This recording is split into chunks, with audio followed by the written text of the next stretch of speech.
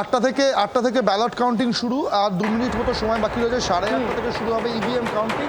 CO office কিন্তু একেবারে প্রস্তুত, যেভাবে মনিটরিং সিস্টেম ইলেকশনের সময় দেখেছিলাম আমরা, একেবারে সেরকমই স্ট্যান্ডিং অর্ডার গণনার জন্য রয়েছে।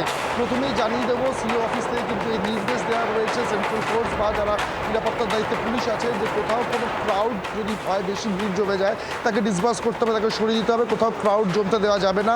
প্রত্যেকটা গণনা কেন্দ্রের 200 মিটার পর্যন্ত জায়গায় বিএনএস 163 জারি হয়ে রয়েছে, অর্থাৎ কোথাও ভিড় করা যাবে না, কিছু করা যাবে না। ত্রিস্তরীয় নিরাপত্তা বলায় প্রত্যেকটা গণনা কেন্দ্রের জন্য রয়েছে, যেখানে থাকছে পুলিশ বাহিনী, লাঠিধারী বাহিনী, কেন্দ্রীয় বাহিনী এবং সবথেকে important QR code ID card দিয়ে সেটা স্ক্যান করে তবে ঢুকতে হবে।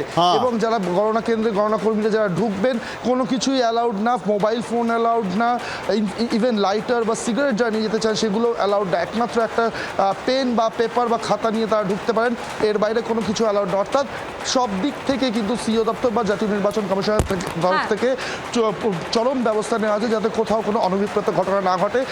আর কিছুক্ষণের মধ্যে মিনিট খানেক, 8টা বাজতে মিনিট খানেক বাকি রয়েছে, তারপরেই কিন্তু শুরু হয়ে যাবে কাউন্টিং।